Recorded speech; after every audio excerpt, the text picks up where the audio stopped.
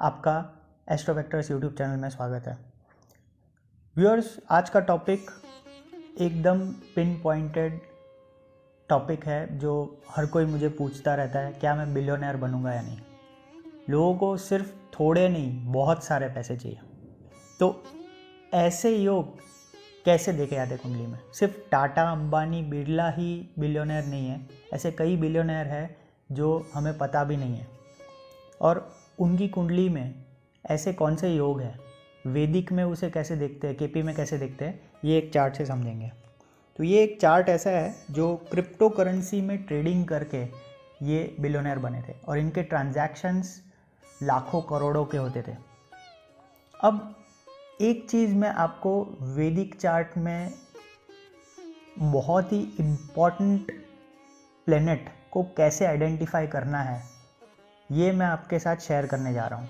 वो ये है कि जब कभी भी कोई प्लेनेट केंद्र और त्रिकोण दोनों को रूल कर रहा है तो वो आपके चार्ट का सबसे इम्पॉर्टेंट प्लेनेट है।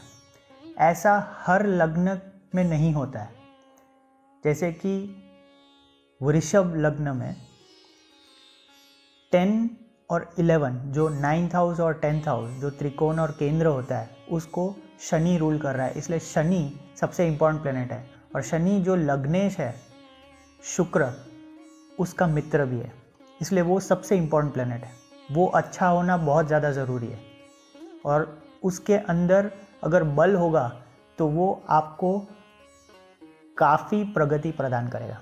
उसी तरीके से अगर कर्क लग्न देखें, जो कि ये चार्ट का लग्न है, तो इसमें 5th हाउस और 10th हाउस को रूल करने वाला प्लेनेट है मंगल। और ये बलशाली होना बहुत ज़रूरी है अगर आपको चार्ट में स्ट्रेंथ चाहिए तो। इसलिए हम इस चार्ट में ये देखेंगे कि मंगल कहाँ प्लेस्ड है।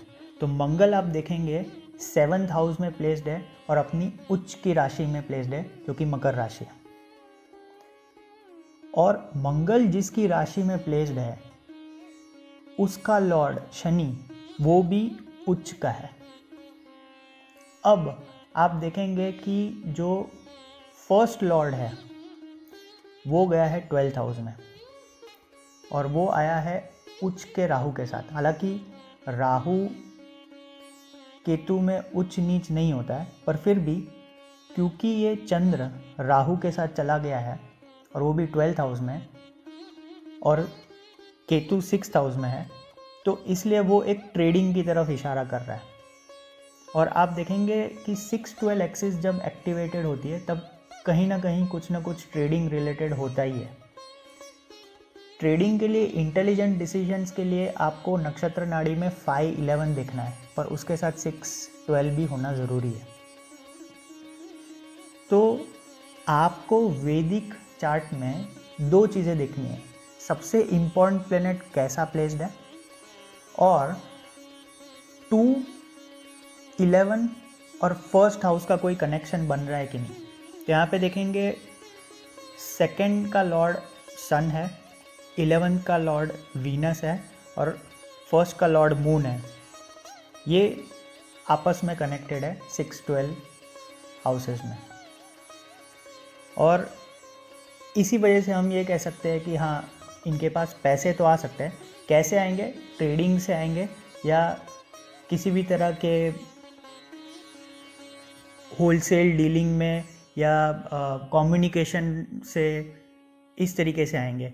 और इसमें इलेक्ट्रॉनिक्स एंड ई कॉमर्स का इन्वॉल्वमेंट होना काफ़ी आवश्यक है। ये एक हम एकदम ब्रॉड लेवल एनालिसिस कर सकते हैं। अब इनके नक्षत्र नाड़ी में जाते हैं और बिलियनर के जैसे कॉम्बिनेशंस है उसके लिए सबसे इम्पॉर्टेंट हाउस नंबर है 11। ये 11 अनएफ्लिक्टेड होना चाहिए। इतना ही नहीं, ये 11 जब 6 या 8 के साथ होता है और अनएफ्लिक्टेड होता है, मतलब कि 6-8, 8-12, 6-8-12 साथ में ना हो और सिर्फ 6-11 हो या 8-11 हो, तो ये 11 अपने फुल फोर्स में रिजल्ट देता है। अगर आपको मेहनत से, कंपटीशन से पैसे कमाने हैं तो 6-11 या 2-6-11 होना ज़रूरी है। पर अगर आपको लीगेसी से या अचानक से धन कमाना है तो उसके लिए 8-11 चाहिए। अब इनकी कुंडली में हम देखेंगे कि कहाँ कहाँ पे 6-11 या 8-11 है। ये सन में एकदम क्लियर इंडिकेशन है। देखिए, जब कभी भी किसी बिलियनर की कुंडली देखते हैं तो उसमें काफ़ी क्लियर इंडिकेशंस होते हैं, उसमें मिक्स नहीं होता है, एकदम क्लियर होता है। तो आप देखिए सन में 6-11 कितना क्लियर है, कोई इसमें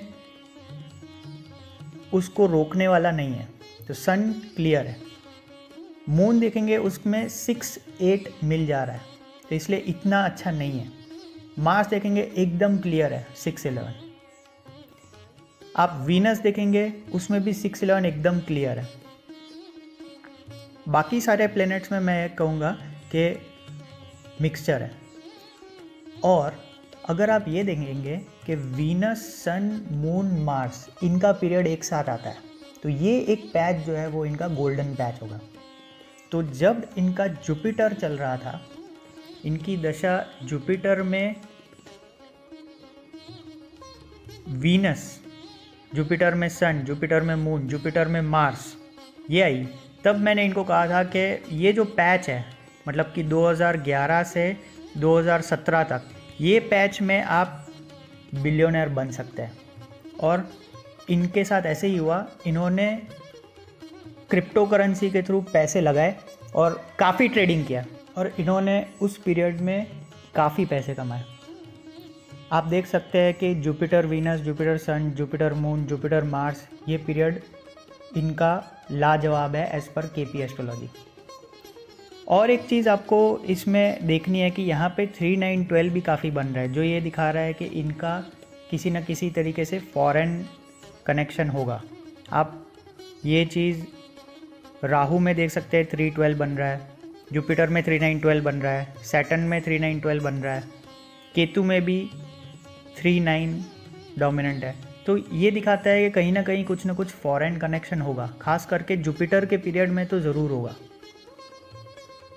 ये भी एक देखने वाली चीज़ है। और इनका 6-12 के साथ 5-11 भी बन रहा है, जो कि एक ट्रेडिंग का कॉम्बिनेशन है। और 5-11 जो है वो आपके इंटेलिजेंस से गेन को दिखाता है।